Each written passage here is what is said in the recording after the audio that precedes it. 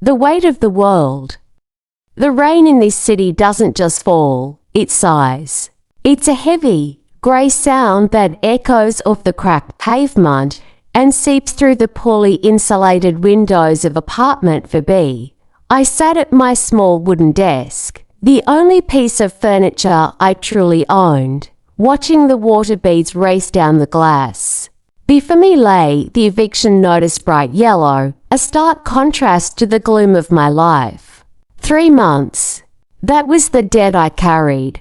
I spent the first 20 minutes of this hour just breathing, trying to figure out where it all went wrong. I thought about the 3 jobs, the missed meals, and the way the landlord, Mr. Thorne, looked at me every time we passed in the lobby. He was a man of immense power and terrifying silence. He didn't shout like other landlords. He just stared with those deep, charcoal eyes that seemed to count every penny you didn't have. I felt small under his gaze. Tonight, the silence of the apartment felt like it was closing in on me, a physical weight on my chest. I knew he was coming. I just didn't know how he would take what was owed. 50 seconds. The midnight knock. At exactly 12:01 a.m., the sound came. Thud, thud, thud. 3 deliberate knocks that vibrated through the floorboards and up into the soles of my feet. My heart didn't just race. It felt like a trapped bird beating its wings against a cage. I didn't move for a long time. I hoped he would go away, but the shadow under the door didn't budge. I finally stood up, my legs feeling like lead, and opened the door. There he was. Mr. Thorne. Dear listeners, before I begin telling this complicated story of my life, I ask you to support my channel. Subscribe, leave a like, and write the comment which city you are listening from. This is very important for us. And now enjoy listening. He was dressed in a tailored black suit that cost more than everything in this room combined. He didn't wait for an invitation. He stepped inside, bringing the smell of cold rain and expensive leather with him. He walked to the center of the room and turned slowly, taking in the peeling wallpaper and the single light bulb. It's a meager life you lead, Maya, he said, his voice a low, velvety baritone that made the air feel electric. He sat on my only chair, crossing his legs with a grace that felt like a threat. He didn't talk about the money first. He talked about the cost of things. He talked about how he had been watching me for months, noticing the way I tucked my hair behind my ear when I was nervous. The tension was so thick I could almost taste it, a metallic, sharp flavor of fear and something else, something darker. 35-0, 60-0. The impossible choice. I don't want your money, Maya, he said, and the words hung in the air like a fork. I asked him what he wanted then. He stood up, slowly, closing the distance between us until I was backed against the kitchen counter. He placed his hands on the marble on either side of me, pinning me in. I want the one thing you haven't given anyone else, he whispered, his face so close I could feel the heat of his breath. I want your surrender. He confessed that he had bought this building specifically because he saw me walking past it a year ago. He had been orchestrating this moment, waiting for the debt to grow high enough that I would have nowhere else to run.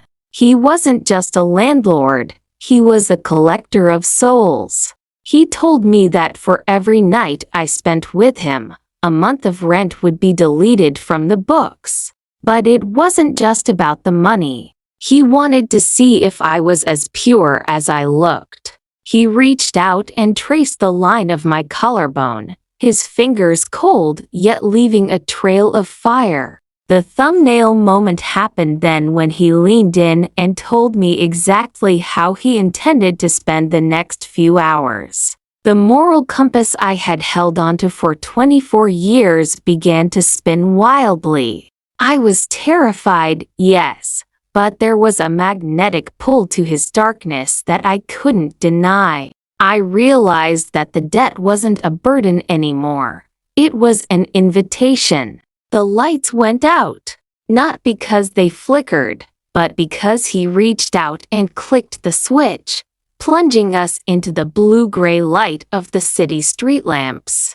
The hours that followed were a blur of sensory overload. The sound of the rain outside, the feeling of his silk tie against my skin, and the whispered commands that stripped away my dignity and replaced it with a raw, primal connection. He didn't treat me like a tenant. He treated me like a prized possession he had finally been allowed to unwrap. Every touch was a reminder of the power he held over me, and every time I cried out his name, I felt a piece of the old me slipping away. We weren't just paying a debt. We were writing a new, darker chapter of our lives. He told me he didn't just want my body. He wanted to own the way I breathed. By the time the clock struck 4, I realized that I would never be able to look at this apartment or myself the same way again. The debt was settled, but the cost was my very identity. When the sun began to rise, the room felt different. The shadows were gone, but the darkness remained. Mr. Thorne stood by the door, perfectly composed, not a single hair out of place. He looked at me one last time, a ghost of a smirk on his face. "Next Friday, Maya. Don't be late," he said. The door clicked shut, and he was gone. I walked to the window and watched his black sedan pull away into the morning traffic. I looked at the yellow eviction notice on the table. I picked it up and slowly tore it into 100 tiny pieces, letting them fall to the floor like snow. I was safe for now. I had a roof over my head. But as I lay back down on the bed, the scent of his cologne still lingering on the pillows, I knew the truth. I hadn't saved myself. I had just traded one cage for another, and the terrifying part was, I was already looking forward to next Friday. If you want the next video, please subscribe my channel.